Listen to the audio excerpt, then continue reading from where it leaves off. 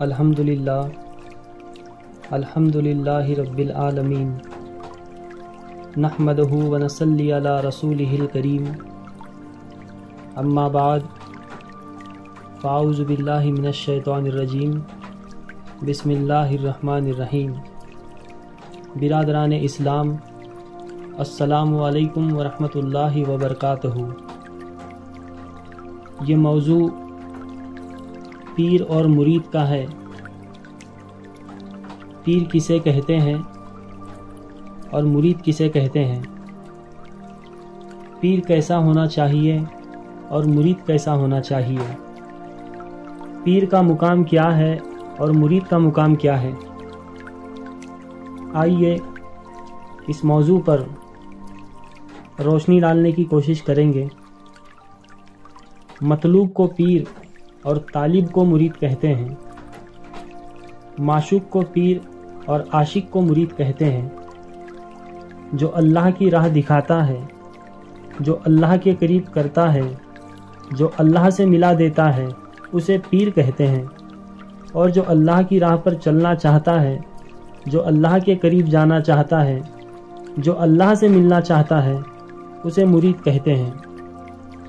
ہر کامل پیر اپنے مرید کو اس طرح تراشنا چاہتا ہے کہ مرید اپنے اعلیٰ مقام کی رسائی مکمل کر دے،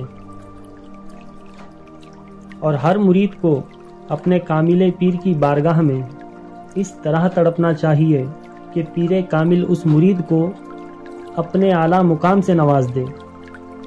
پیر وہ ہوتا ہے جو قطرے کو سمندر کر دیتا ہے، اور مرید وہ ہوتا ہے جو قطرے سے سمندر ہونا چاہتا ہے۔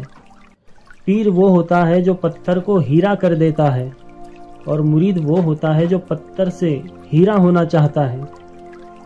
پیر وہ ہوتا ہے جو بندے کو بندہ نواز بنا دیتا ہے، اور مرید وہ ہوتا ہے جو بندے سے بندہ نواز بننا چاہتا ہے۔ پیر وہ ہوتا ہے جو اپنے مرید کو اپنا آئینہ بنا دیتا ہے، اور مرید وہ ہوتا ہے جو اپنے پیر کو اپنا آئینہ بنا لیتا ہے۔ بہت سے لوگ مرید ہوتے ہیں لیکن حقیقت کو نہیں جانتے کہ مرید کس لیے ہونا ہے۔ بس خیال آیا مرید ہونے کا اور ہو گئے۔ کچھ لوگ یہ کہتے ہیں کہ مرید ہونے کے بعد گھر کاروبار اچھا چلے گا، دنیا میں بڑی ترقی ہوگی، نام ہوگا۔ اور ایسے لوگ اس دنیا کی لالچ کو لے کر مرید ہوتے ہیں۔ اور کچھ لوگ یہ بھی کہتے ہیں کہ مرید ہونے کے بعد جنت ملے گی، اور آخرت میں ہم پیر کا دامن پکڑ کر جنت میں چلے جائیں گے۔ اور ایسے لوگ جنت کی لالچ کو لے کر مرید ہوتے ہیں۔ اور کچھ لوگ تو صرف نام کے ہی مرید ہوتے ہیں، یہ کہتے ہیں کہ مرید ہونا چاہیے اس لیے مرید ہو گئے۔ اور ایسے لوگ تو صرف ایک رسم نبھا رہے ہیں۔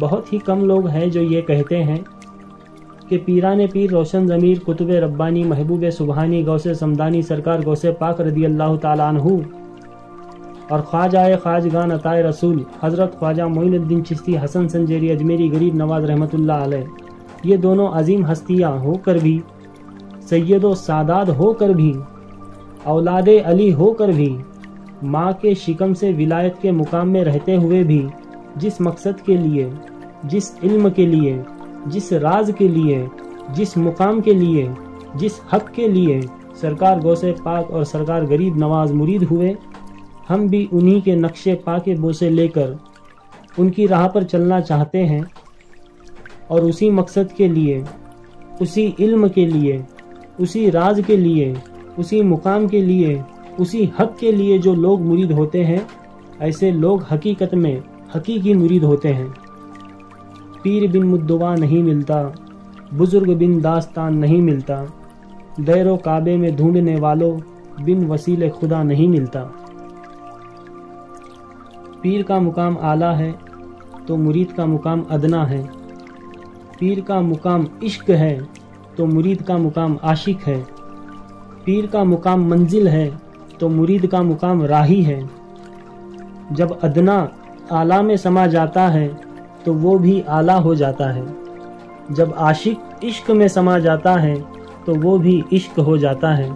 جب راہی منزل میں سما جاتا ہے تو وہ بھی منزل ہو جاتا ہے۔ یہ بات ہے سمانے کی، تو اس میں سمانا ضروری ہے۔ جو سماتا ہے پیر کی ذات میں وہ چلا جاتا ہے رب کی صفات میں۔ اور سلسلوں میں محفل سما رکھی جاتی ہے۔ محفل سما میں پڑھے جانے والے کلامات میں بہت گہرے رموز پوشیدہ ہوتے ہیں، اور جو مرید کیف و سرور سے ان کلاماتوں کو سن کر گہرے رموز سمجھنے لگتا ہے، وہ مرید اپنے اعلیٰ مقام میں سمانے لگتا ہے۔ لاکھ ریاضت کر سکتے ہیں، لاکھ عبادت کر سکتے ہیں، لاکھ تلاوت کر سکتے ہیں، لیکن آپ اپنے اعلیٰ مقام میں تب تک نہیں سما سکتے جب تک آپ سلسلہ اہل بیت کے پیر کامل کے دست مبارک پر بیعت نہیں کرتے۔ اپنے اعلیٰ مقام کو پانے کے لیے، اپنے اعلیٰ مقام میں سمانے کے لیے، حق کے جلوے خود ہی میں پانے کے لیے پیر کامل کے دست مبارک پر بیعت کر لینا ضروری ہوتا ہے۔ صحیح مسلم کی حدیث نمبر 6225۔ صحابہ اکرام فرماتے ہیں کہ رسول اللہ صلی اللہ تعالی علیہ وسلم کا فرمان مبارک ہے کہ میں 2 چیزیں چھوڑے جا رہا ہوں، ان پر خاص عمل کرنا، ایک قرآن پاک اور ایک اہل بیت۔ قرآن پاک کو کثرت سے پڑھا کرو تاکہ تمہیں قرآن پاک سے ہدایت حاصل ہو، اور اس ہدایت کو سمجھنے کے لیے اہل بیت کی ہاتھوں پر بیعت کرو تاکہ تمہیں تمہاری منزل مقصود حاصل ہو جائے۔ تا حیات بھی اگر تم قرآن پاک پڑھتے رہو گے تو اسے مکمل سمجھ نہیں سکتے۔ اگر قرآن پاک کو ظاہری کے معنوں سے باطنی معنوں کو مکمل سمجھنا ہے تو اہل بیت کے ہاتھوں پر بیعت کر لینا ضروری ہوتا ہے۔ آقا کریم صلی اللہ تعالی علیہ وسلم فرماتے ہیں کہ قرآن پاک کے ہر حرف کا ایک ظاہر معنی ہے اور ایک باطنی معنی ہے۔ ظاہر معنی تو قرآن مجید فرقان حمید میں ہی لکھے گئے ہیں، اور جو معنی باطن ہیں، جو چھپے ہوئے ہیں، جو پوشیدہ ہیں، وہ اہل بیت کے پیر کامل کے سینوں میں مخفی ہیں۔ دعا ہے اللہ رب العالمین سرور کائنات حضرت محمد مصطفیٰ صلی اللہ تعالی علیہ وسلم کے صدقے طفیل میں مولا کائنات حضرت مولا علی مشکل کشا شیر خدا کے وسیلے سے، میرے پیر کامل کی دعا سے، پیر کے سینے میں پوشیدہ جو گہرے رموز و راز ہیں ہمیں پانے کی توفیق اور نسبت عطا فرمائیں۔ آمین یا رب العالمین۔